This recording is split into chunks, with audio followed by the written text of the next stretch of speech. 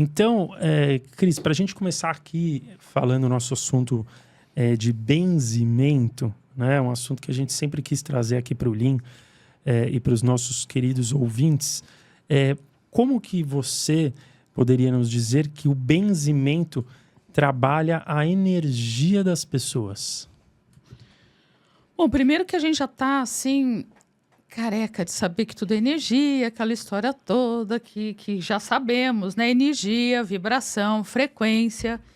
E antigamente, né, a gente está falando aí de séculos atrás, não tinha a menor noção disso, óbvio. Mas hoje, como eu sou uma benzedeira contemporânea e também os vários benzedeiros que participam ali da Terra do Bugio, porque eu tive que formar uma corrente de benzedeiros, pessoas que aprenderam comigo para fazer parte dessa corrente, porque não tinha a menor condição, as coisas foram crescendo demais, como também continuam crescendo bastante. E eu benzia sozinha, e depois com mais uma pessoa, depois com mais as pessoas, e aí a coisa não teve mais jeito. A gente sabe que é um processo áurico, em primeiro lugar, e a aura, né, os campos todos de chakras, fazem parte aí do equilíbrio tanto do corpo como emocional. E essas emoções, elas partem sempre do coração. Então, muitas vezes, quando eu falo das energias, eu toco muito nessa questão de como o nosso coração é importante e as pessoas não prestam atenção nisso e pensam que o coração é algo que vai, né, bombar ali o coração e tudo mais, mas esquece que toda essa emoção está no coração. E quando nós falamos de coração, a gente também sempre acaba associando o coração com, né, com love, namorado, e não é nada disso, né? É bem mais do que isso. Então, o coração é que vai te traçar um norte e é ele que vai ditar as regras. Sinto informar que está na hora da gente prestar atenção nesse coração. A energia do coração é o que dita as regras de da todas... tua vida, porque são as emoções, né? Então, a emoção, aquilo que você... A tua sofrência toda, né? vai partir da onde? Do teu coração. Então, esse coração é que tem que ser bem trabalhado. Como e aí, que a gente trabalha esse coração? Então, porque a partir do momento que você tem também seus pensamentos, e as pessoas dizem que pensamento também vai abrir ou fechar seus caminhos, né? Como também as suas palavras. Mas até pouco tempo se dizia, né? Palavra tem poder. Mas a palavra é a última desse caminho todo. Então, tem um coração que sente, que guarda mágoas, que guarda sofrimento, que guarda coisas que você passou também na infância, na sua juventude. E isso tem um reflexo muito grande, principalmente até os 7 anos de idade, né? E depois existem outras etapas, e eu falo muito isso no benzimento, mas é ele que vai ser trabalhado também nas meditações, em você, de fato, contemplar a natureza, você voltar para a natureza, para você se conectar com aquilo que você é, porque nós somos natureza. E quando eu falo desse benzimento, eu estou falando de alguém que está na nossa frente, e muitos benzedeiros perguntam até o motivo, mas também eu já faço isso há tantos anos que não precisa nem perguntar. Mas é melhor que pergunte, enfim. Quem está começando, tá, gente? Só que nem sempre, ou aquilo que está sendo dito não é uma verdade, não é uma mentira, mas não é o que de fato está acontecendo, ou aquilo que a pessoa está dizendo é decorrente de muitas coisas que aconteceram antes, ou se, claro, muitas vezes, a grande maioria vai por doença. Dependendo da doença, nós sabemos também que não é o fato da doença, porque senão a doença vai voltar. É por que aquela doença aconteceu, quais foram as emoções, como estava esse coração para gerar essa doença. Muito bacana. E como que é o processo do benzimento, uma sessão? Na prática mesmo, se você puder explicar. Você recebe ali quase 500 pessoas por dia, né? Lá em São Roque, na Terra do Bugio. Para quem nunca fez uma sessão de benzimento, como que funciona? Ótima dúvida. Primeiro que acho bem interessante colocar aqui para vocês que essa é a vantagem, né, do ser atual, porque você vai tendo uma visão diferente das coisas. E eu me lembro que antes as pessoas, inclusive, eram super ansiosas, né, para encontrar a Cris benzedeira de longe, de outros países, de outros estados. Mas a Cris benzedeira não conseguia atender todo mundo. E nós temos vários benzedeiros ótimos, né? Então, primeiro nós começamos com uma grande roda. E essa grande roda é exatamente o momento que eu benzo todas as pessoas ali, né, com água benta, com ervas, e tem a defumação também. E é o momento que eu vou olhando para as pessoas e elas, então, muitas vezes eu acabo dizendo algumas coisas, porque já dá para perceber o que está acontecendo, e elas acalmam também aquela ansiedade. Eu faço uma palestra antes também, para trazer mesmo para a sintonia da Terra do Bugio, né? Depois que elas acham incrível essa roda, mas depois vem o benzimento individual. Nesse momento, o benzedeiro ele tem que entrar em sintonia, então a Cris tem que entrar em sintonia com aquela pessoa que está na frente, porque depois dela tem centenas de outras pessoas que vão entrar, e cada uma é uma, né? Nós somos todos muito especiais. Pena que ninguém avisou isso antes, né? Então, cada um é muito especial. Essa conexão com o divino está sempre dentro de nós e não distante. Esse Deus está dentro e não fora, né? Essa conexão existe, gente. Então, presta atenção bem nesse programa, porque vocês vão entender que vocês aí que estão do outro lado são todos muito importantes, com defeitos e qualidades, mas qual é a sua maior qualidade, né? Por que a gente, então, flui tanto os defeitos e deixa a qualidade de lado? Então, a gente agora vai contra a maré, contra dogmas, né? Dogmas que vão colocando a gente dentro das caixinhas e você não pode sair. Por quê? Porque aqui a gente fala da espiritualidade. Então, quando alguém está na nossa frente, nós precisamos enxergar essa pessoa de corpo físico, mental e espiritual. 3 campos. 3 campos. Então, e ancestralidade. 4 campos. E outros mais. Né? Então, e outras vidas. E outras vidas que eu falo podem ser outros planetas, né? Não necessariamente na Terra. A vida humana. A vida humana nesse formato, né? Então, quando eu falo desses campos, é o momento que você aprende, então, olhar essa pessoa como sendo a pessoa mais importante que existe para você, benzedeiro, naquele momento. Então, o benzedeiro, ele deixa de existir como sendo o principal artista, né, naquele momento, e você vai enxergar aquele ser como um ser que está buscando ajuda e que você vai fazer tudo para tentar ajudá-lo. Né? Por que tentar? Não é a dúvida do tentar, né? Porque a gente tem ali um objetivo e um propósito muito claro, que é ajudar todas as pessoas que procuram a Terra do Bugio nesse dia. Mas é que precisa de uma porcentagem que faz parte da pessoa. Né? Então, tem a nossa ação e a ação daquele que recebe. Muito legal. Eu fiquei com uma dúvida aqui. Por exemplo, quando a gente vai na igreja, o padre benze a gente. Qual seria a diferença? Nenhuma. É igual? Entre a benzedeira e o padre? O padre não gosta que eu diga isso, mas eu vou dizer. Então, tanto na igreja quanto... Então, você vai para um outro lugar, você vai para um candomblé, você vai para um Umbanda, que existe uma defumação. A defumação também é a queima das ervas ali na Terra do Bugio. Por isso que lá é um sincretismo de tudo aquilo que... Na verdade, não é religioso, é o que a natureza está oferecendo. Porque a partir do momento que eu estou falando de um benzimento que traz as raízes, um benzimento de raiz, que é o que nós praticamos ali, nós temos a influência dos indígenas que estavam no Brasil, nós temos a influência dos africanos que chegaram trazendo conhecimento incrível também, nós temos uma influência da católica, mas o catolicismo mais popular, né? Então, ele não é aquele da igreja, mas é o popular.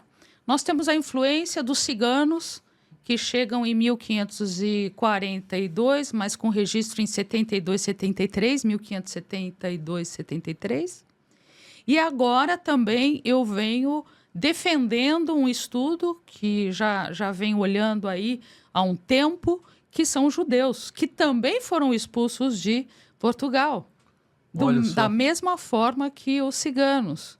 Então, na hora que eles chegam aqui, eles estão atuando como o judeu convertido, né? Mas que, na verdade, à noite, na escuridão, ele estava praticando a fé dele como judeu, né? Da mesma maneira que o Maurício perguntou em relação ao padre, eu me pergunto em relação a quando você vai num terreiro de Umbanda e alguém te dá um passe. Pode ter alguma certa relação? Nenhuma. Nenhuma. Por quê? Porque quando eu vou na Umbanda, quem dá o passe é a entidade. E existe uma confusão muito grande que muitos umbandistas se colocam como benzedeiros. Mas, na verdade, ele não é. Quem é a entidade, normalmente, ou uma linha de pretos velhos, enfim, até de caboclos, mas quem está atuando é o mentor. Quando eu estou falando de benzimento de raiz, eu trago todo esse conhecimento do passado e trago também a força de mentores, mas eu não estou incorporada. Um ótimo ponto. Então, é importante dizer que não tem a incorporação nesse momento de benzimento. Não tem. Se você está mais acostumado com a espiritualidade, inclusive, Cris, como benzedeira, eu posso estar recebendo informações de um dos meus 21 mentores. Uhum. E um desses 21 mentores pode ser também um ser das estrelas, que não entra na Umbanda, por exemplo. Seres estelares. Então, eu posso ter uma pleiadiana, eu posso ter um outro ser que na Umbanda, ele vem, mas ele vem disfarçado. Mas por que 21 mentores? Cada um tem o seu propósito? Essa é a pergunta mais difícil. Uhum. Porque deu 21, na verdade, né? Porque eu contei, deu 21. Você tem 21 mentores. Eu tenho 21 há muitos anos. Certo. Há muitos anos mesmo. Cada um, eu sei exatamente quem é, eu sei exatamente quem está no momento comigo e eu sei quem eu devo chamar na energia, tá? Na energia, na sabedoria, na ajuda, quando eu estou em algumas situações.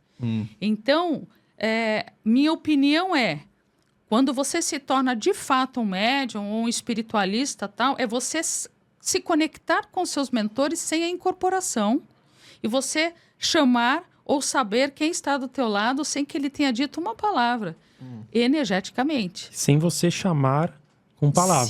Se eu não chamar, eu sei quem está. E, às vezes, em algumas situações, eu até peço uma ajuda. Por exemplo, há muitos anos atrás, eu comecei a dar palestra jovem e eu comecei em empresas muito grandes. Então, imagina, chegava ali, era uma fábrica imensa, aquelas coisas de Fiat, Eu me lembro, a primeira palestra que eu dei, eu fui péssima. E eu sou uma pessoa que tem uma facilidade para falar enorme, assim. Mas Percebe-se. Não, mas aquele dia eu fui muito mal. Eu tive consciência, eu estava, inclusive, nessa época, em Blumenau. E aí eu comecei a pedir ajuda, né? Eu falei, puxa vida, me tira dessa enrascada, né? Porque eu tô mal. Eu tô mal. Não tá fluindo. Não tá legal.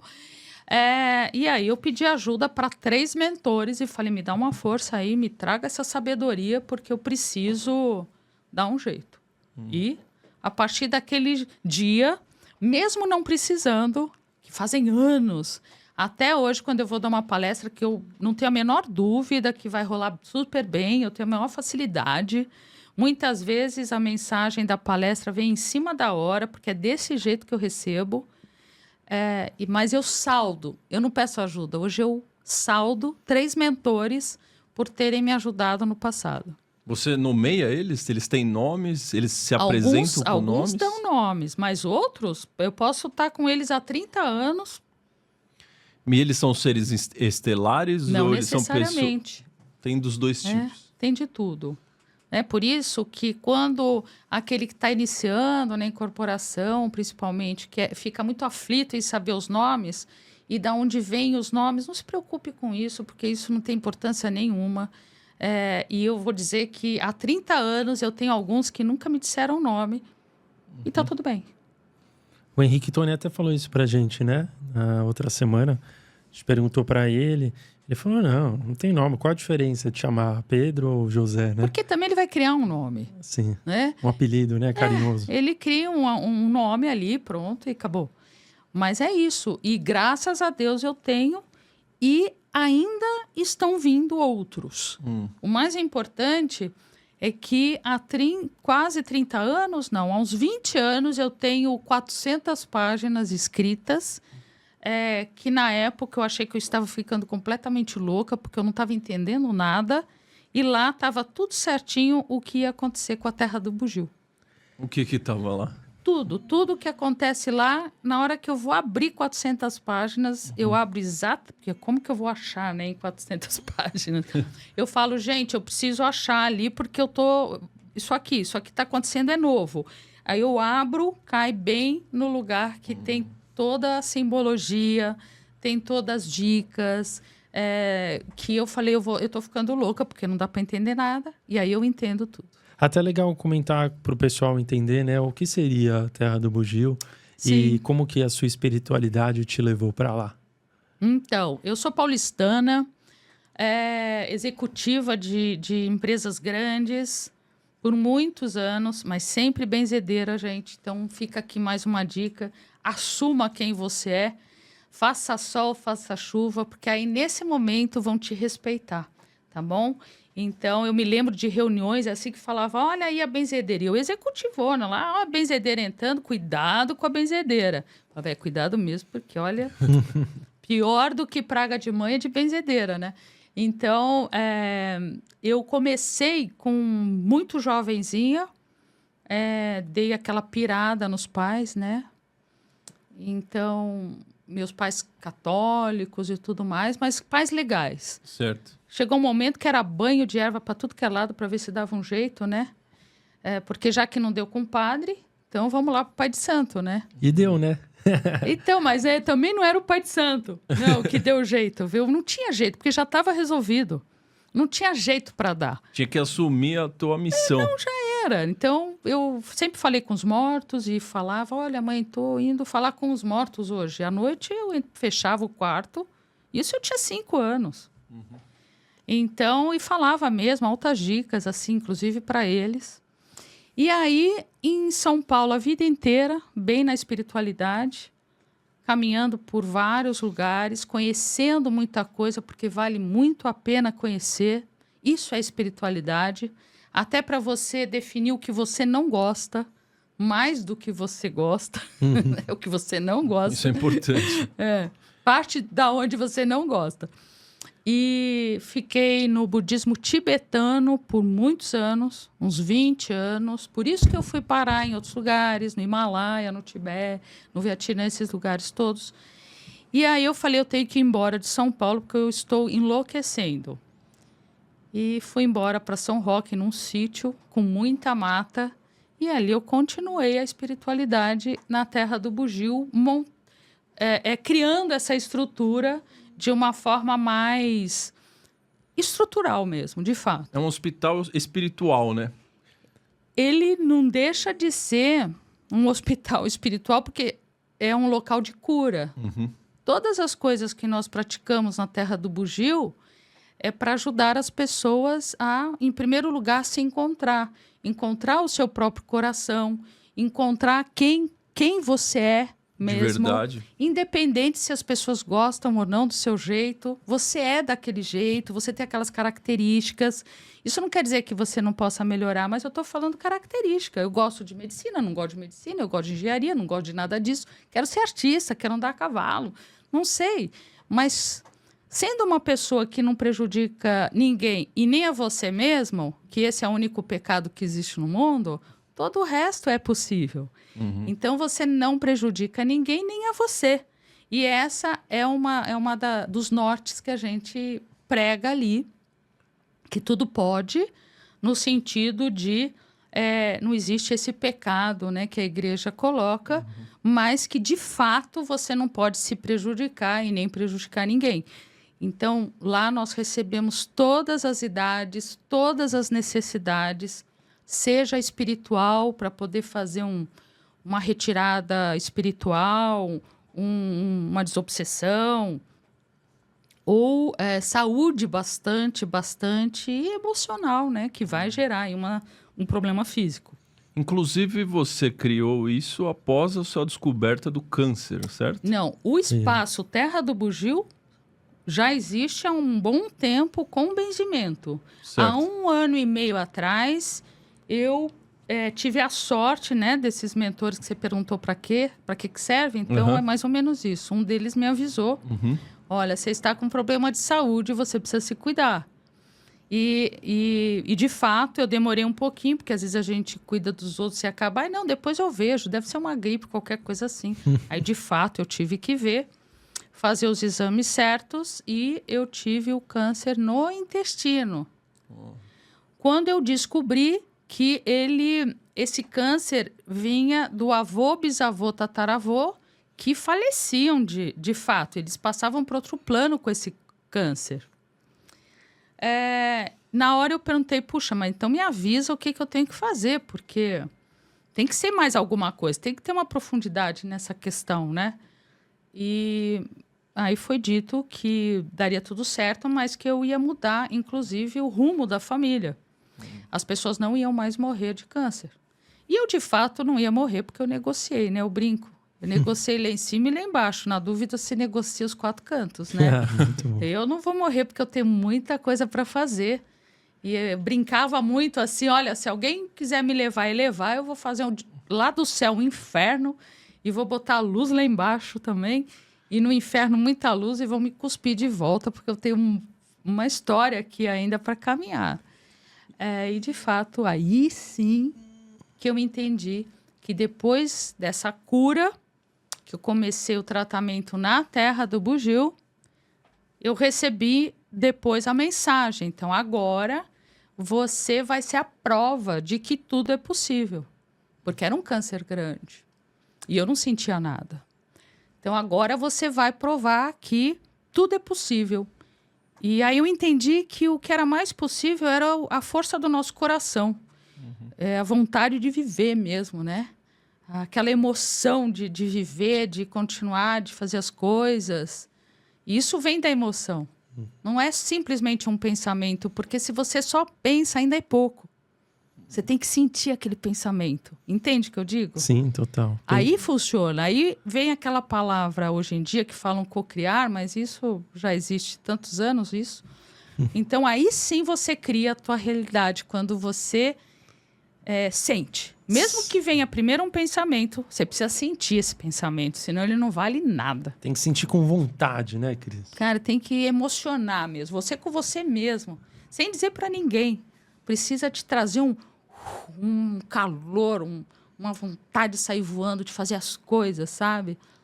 E aí... Daí você criou o hospital. Aí a mensagem foi, agora você vai criar o hospital espiritual para câncer, coisa que eu nunca imaginei. Nunca pensei em fazer isso.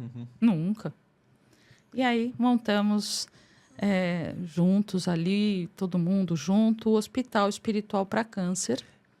Os seus mentores, eles continuam te ajudando nesse processo? A vida toda. Nesse processo em relação ao hospital? Sim, claro. Mas aí que eu te pergunto, dado que agora você também consegue cuidar das pessoas, você primeiro cuidou de si mesma, agora Como você eu ajuda... poderia abrir um hospital espiritual de câncer para câncer se eu nunca tivesse tido Você passou câncer? por isso.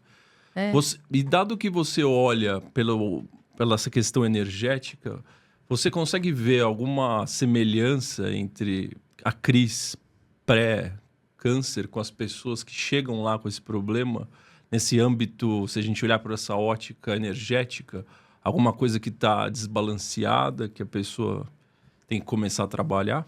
Tem uma coisa que eu percebo nas pessoas que eu não tive em nenhum momento.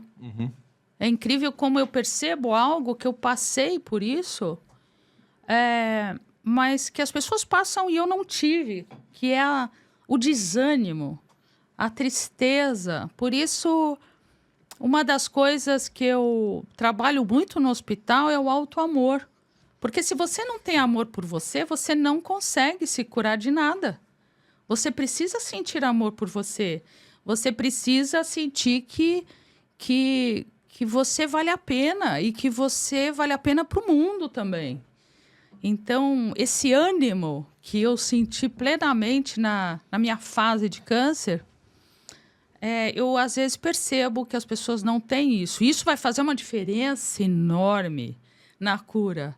Então, eu sei que eu tenho que trabalhar ali muito esse auto-amor, que a gente trabalha através de elementos, né? Como que é o trabalho para curar o câncer nesse ponto energético, espiritual? Que pergunta mais difícil. Aqui. Porque ainda se tem uma faca que vai tirando e ainda sai sangue, você já está vendo ali que o negócio é aquele, né? Mas não é dessa forma que eu trabalho. Pelo menos até agora, graças a Deus, eu espero que escutem lá e que continuem nesse formato, né? Porque, mas que dá para trabalhar uma redução, dá para trabalhar uma diferença energética da determinação da pessoa, mas também a gente tem casos que eu sei que não vai mudar. Mas o que vai mudar, não vai mudar a doença.